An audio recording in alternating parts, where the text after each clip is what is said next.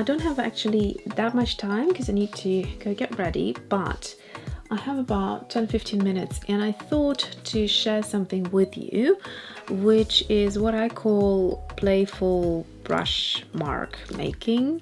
And it is a lot of fun because on those days when you feel you don't want to commit to anything specific, it's just perfect. So what you need is just go through your brush collection and find different shapes of brushes. So actually I would need one of the round ones as well. I've got a new one here which I can use. So this is for acrylic actually, but I'll try using it today. So when a brush is new, what you need to do is just kind of gently add some pressure to the bristles. These are for acrylic, so basically the bristles are going to be a lot tougher. But there is nothing wrong with using an acrylic brush with watercolor. It's the other way around that would create a bit of a problem, which is you don't want to ruin your soft bristles in a watercolor brush if you use acrylic. So let me just try and find a brush rest somewhere. Once you have done that, then get your sketchbook ready and then we can have a bit of fun just playing around, and that is all. It's very simple but super satisfying. Okay, so I'm going to actually start on the first page, because when you start a sketchbook it's always super nerve-wracking to start on the first page. You think of this composition or a project and it ends up being very kind of stiff, and I never like my first pages. I find that they ruin my sketchbook. So today I'll take the approach of starting a sketchbook, because otherwise I feel like I want to jump into it and use it, but it's just the first page. It's a bit of a off-putting situation. So this is the Strathmore Mixed Media and it's 100% cotton paper, and I am loving it from the little play that I had at the back of it with these different mediums. I love how things look on it. I have tried a number of things now, including watercolor pencils, acrylic paint, acrylic inks, watercolors, and all sorts of things. Seems to be working beautifully. Okay, so let's start by just using a flat brush. For my watercolor, I'm going to still use what I have left here on this little tier of palette. This is a lovely green.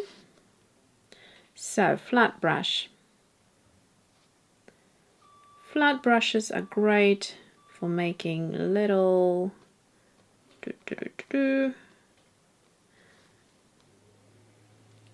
and even this way, little brush marks. Look, that looks quite pretty.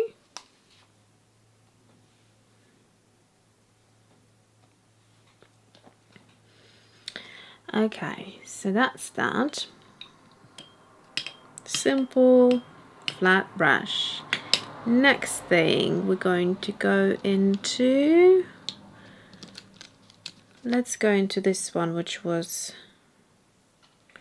the brush that I can see Irit using a lot, and I also bought it. It's the Pro Art sword brush and it's a small.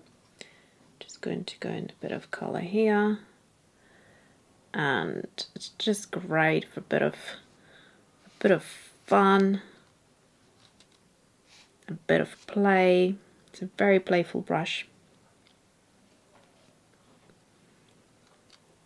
So I'm going to leave it at that. Then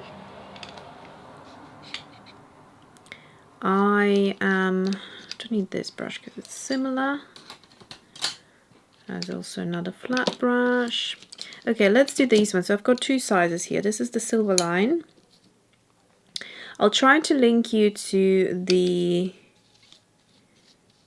Jackson's brushes, and then maybe you can look them up, because I just don't think I'll have the energy to link all of them. But anyways, check out in the links, I might do in the end.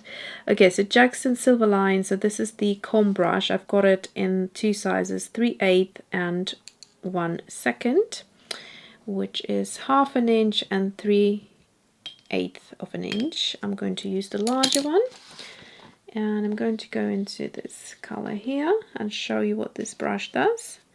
So you can create these sort of marks, which would take you usually a lot longer, but with just one brush you can create these marks. And so I could go over these ones here and these ones here. The other thing you also could do is just dab it on like that and create a bit of a lovely texture. What you also can do is, if you press on the brush and lift, you can create these sort of marks, which is also quite interesting.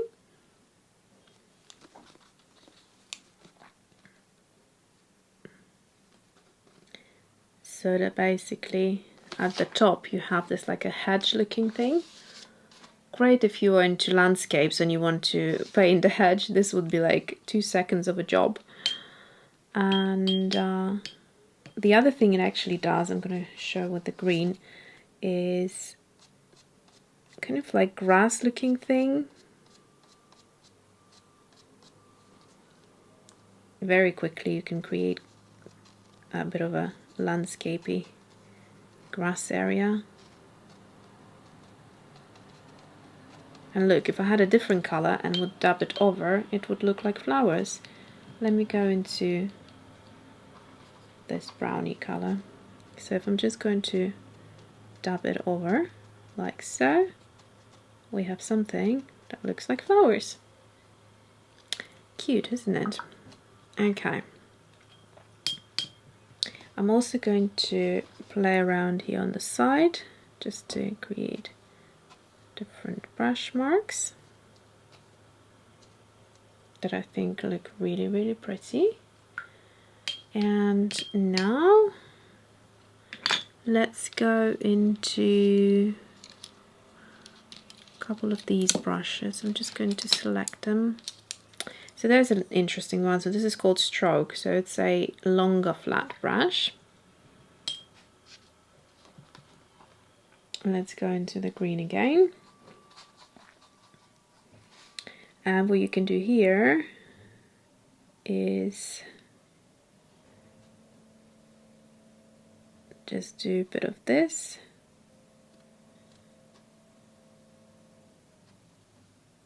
And then some dry brushing. You could also load the brush with a bit more water and just create a line like so.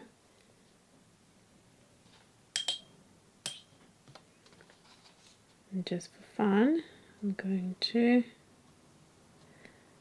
break it up a little. Okay, so far so good. Also, let's see of the other brush marks that you can do with it. So you can do something like that.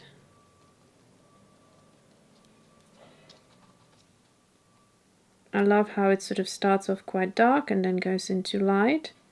So great for ombre. Quite pretty. Then we have this brush here, which doesn't have a name on it. It's a kind of triangle cut brush. It has a triangular shaped barrel, and then the bristles are cut to a point, which is quite interesting and unusual. And this one can create quite interesting shapes as well. So just by dabbing it, you would get something like that. And if you wanted to play around a little bit with it, you could, let's just go here, create these wider marks if you wanted, or you could use the tip of it to do something like that. You could also hold and press, and kind of create almost something that looks like petals.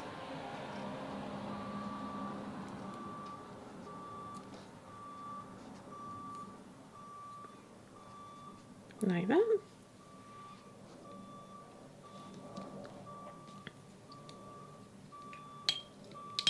And then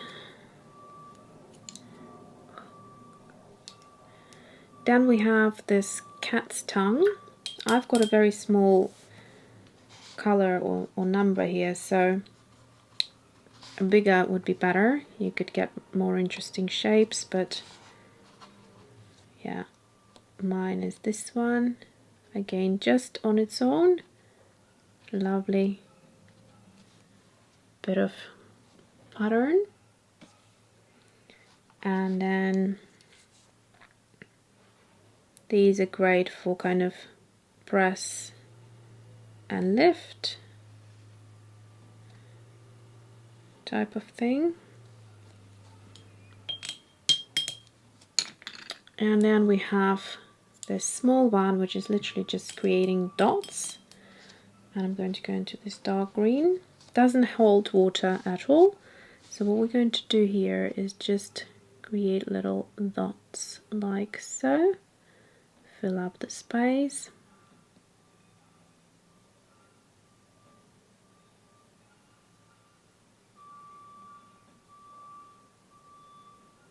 You can see it's starting to go lighter, which is also a neat effect, as you can create a bit of an ombre like so. Okay, now I didn't leave much space here, so let's go into this big brush before we run out of the space completely. There's a couple of things I want to show you, and we're almost done. So I am going to go into this lovely color here and just make these marks. You can see it's kind of fun because there's loads of water that can be held in this brush. And the other thing is this one here. So this is the badger, so it's quite a different type of a hair, so it should be quite scratchy. And I'm going to go into this color,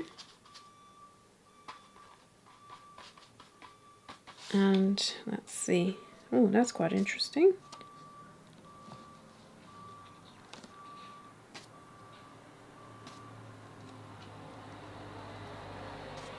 Yeah, I like that.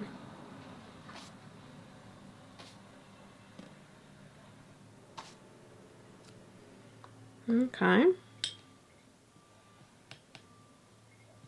This is really beautiful. And then we have two things left. One is very different. So this is a catalyst by Princeton, so it's technically no longer a brush, but you can use tools like that. And what I want to show you is if you go in a bit of a color, this might work better with acrylic rather than watercolor, but basically, yeah, you can create marks. I'm going to go into acrylic paint for this occasion, and I might just actually, where shall I blob it? I'll blob it here. So you can work straight on paper basically. Just create these interesting patterns.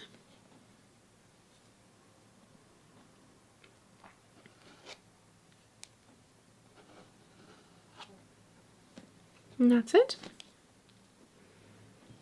You could also like dab paint as well. So for instance, if I just pick some of that paint up, I could also dab it over here.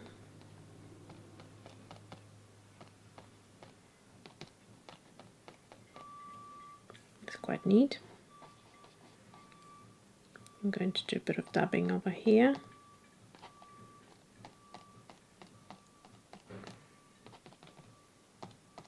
Because it's silicone, it doesn't behave the same way as a bristle brush, and so that makes it a bit more interesting as well. It's a little bit unpredictable in that way, and I love it.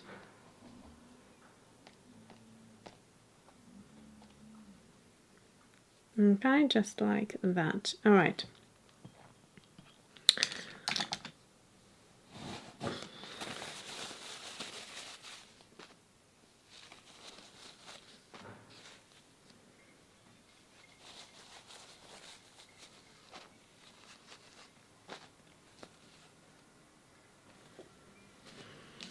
Okay, final one is this one, which is Handover Coachliner. Let's see, we're going to go into the green.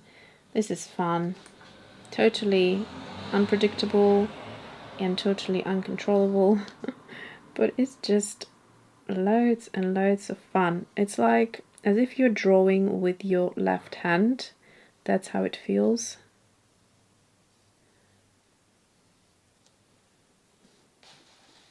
And yeah, again, if you wanted to just make little marks, you can do little polka dots. You get a good amount of water held into these bristles because they are so long. So that's that. Let's see if I can load a bit more pigment and this time have less water. And drag it through the paper like so.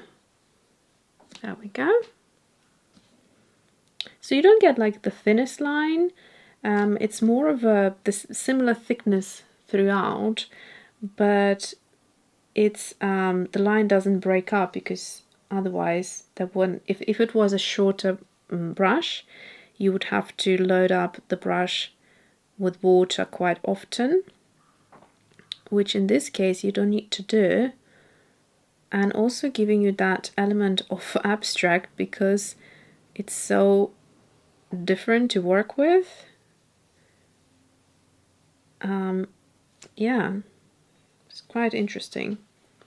So that's it. It was really fun to start a page like that.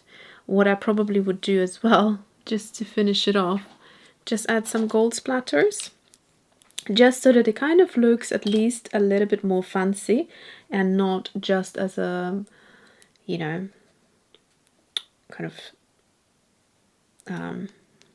page where all you did is just tried out some swatches or some of your brushes. So it kind of looks a little bit more fun, and I'm just going to add a bit of this gold in some areas, just layering.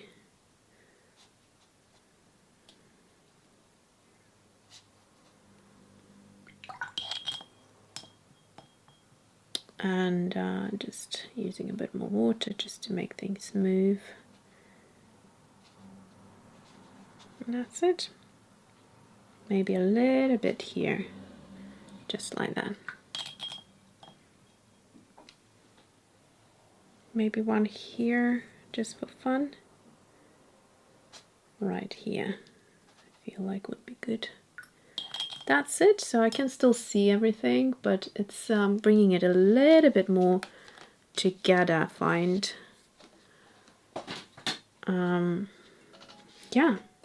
What I could also do is take like a white ink pen and do some doodles on top of it, just again to create a bit more texture, but it's totally up to you what you do. So this has been fun. I hope you enjoyed it, so thanks for watching and see you soon.